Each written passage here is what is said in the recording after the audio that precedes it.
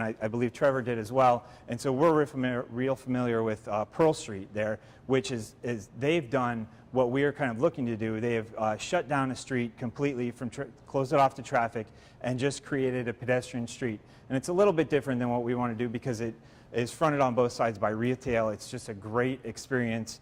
You know, it's constantly full of people shopping, street performers, you know, kids. They have little play areas, sand areas, a splash park, and all kinds of stuff. But it's just really an active place, a pedestrian place, and people just feel really safe there.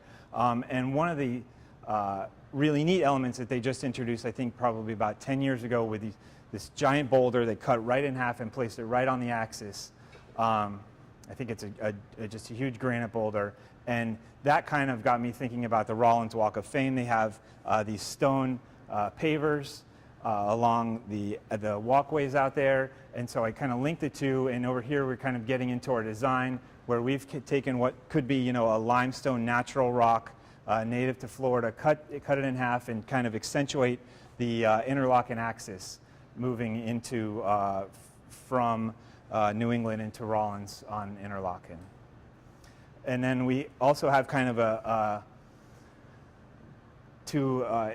also for the pedestrian experience, there's a vernacular that's set up by Rollins with this kind of classical or Spanish Mediterranean architecture, and we wanted to introduce that in the bridge.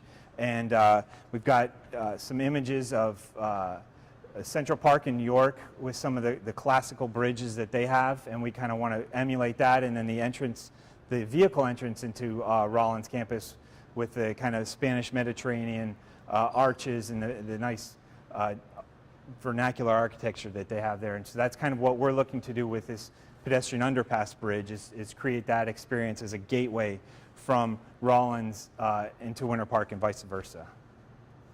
And here's a couple of, or here's an image of maybe what it's looking like underneath the bridge looking out, and we have these kind of concrete retaining walls that step and terrace, and they've got native plantings on them to help with the stormwater filtration, and it's a nice clean look that, you know, hopefully people in Winter Park and in Rollins are comfortable with. This kind of contemporary concrete retaining wall that steps and kind of expands as you come out underneath the bridge and opens up the sky to you. And so here's a section and a plan explaining how the street will work and the ramp. You know, we've got the roundabout here, and then it goes.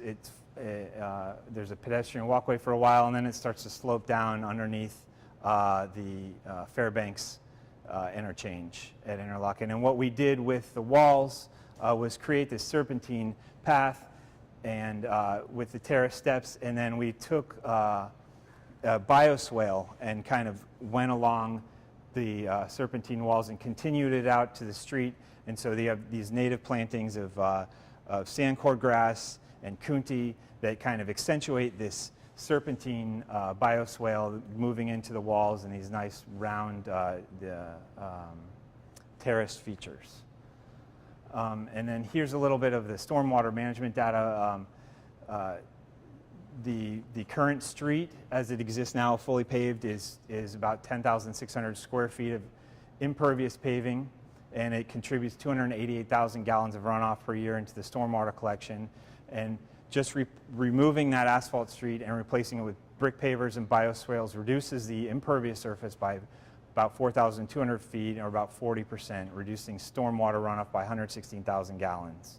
And then the bioswales that we talked about with the sandcord grass and the kunti reduce or help filtrate the water even more and purifying it as it gets down into the Florida aquifer. Obviously, hopefully something we'd like to be picked up as a model that other streets in the area would adopt in a way of dealing with runoff and so on. I mean, 116,000 gallons is a pretty significant number, particularly if you spread that across. And Baldwin Park does a really good job of using the native plantings and the stormwater runoff into drainage ponds, and creates amenity out of it. So it's not necessarily just your drainage ditch with the fence around it. It actually becomes a functioning kind of amenity for the community. This is just kind of a diagram explaining how the runoff would work. Eventually some of the runoff is going to make its way down into the underpass underneath, and that's where it would be collected and filtered back into the stormwater system, and it ties into the existing stormwater system. There are manholes and stormwater drains right at the intersection of Interlochen and Fairbanks right now that this system would tie into, and all the excess runoff would get into eventually. And then here is a couple of examples of bioswales and street curb cuts, which we were thinking up at Interlochen at the flat part. There would be some kind of curb cuts and some nice street edging right there to also help with some of the water runoff from New England, actually, Avenue. Are all of those from Portland? I can't remember. I believe so, yeah. And then it explains the benefits. Direct access, like we talked about, from Rollins to Winter Park, the Alphon Inn, Park Avenue, SunRail Station, all these things benefit from having just this one pedestrian access. Reduce runoff into Winter Park stormwater system and remove pollutants from the remaining stormwater runoff through bioswale filtration. And these are just a couple more images of the aesthetics of what it could look like. Before and after, you can see it's just your typical street, right in, right out at Fairbanks. You can't do a left turn there. And then removing the street entirely and just replacing it with a pedestrian street. And then this is the final slide, is just a historical precedent graduation on Interlochen. You can see it's a brick street where they used to have a graduation day march. This was before Fairbanks was invented or introduced, and so they could walk from Winter Park to Rollins. And in the background you see the Women's Club, which is still there today. So thank you very much.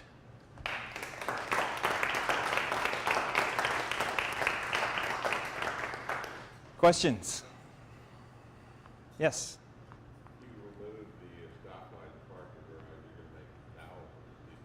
I know, Yeah. including DOT. We've kind of talked to them already, and they are all for it. Yeah.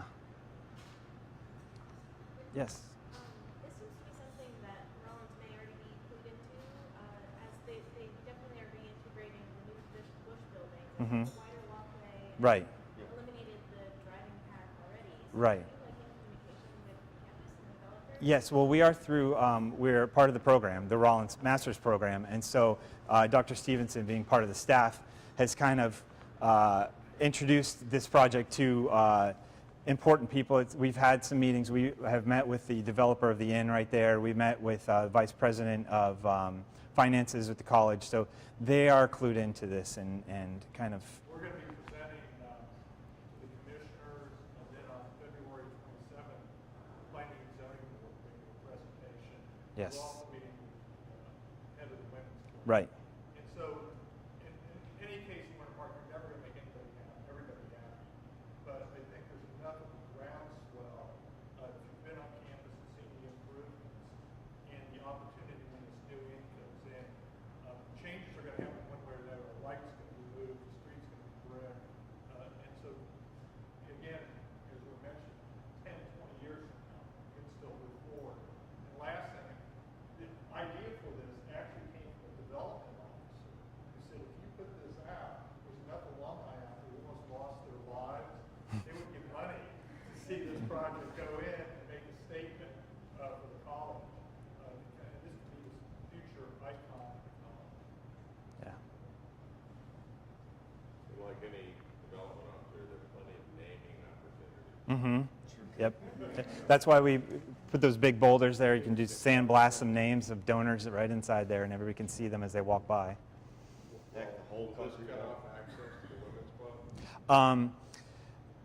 No, their access, I believe, is off of New England, but there will have to be some negotiations and discussions because they do have kind of a grassed over lot in the back that it will impede access to. So, and on the other side, All Saints Church, the Episcopal Church, has a one-way in and a one-way out that we're going to have to talk with them about. So there are some definitely some hurdles to overcome. Well, if you guys want to come and grill it on February 27th, feel free. Where's that going to be? City Hall. Thank you. All right, thank you, guys.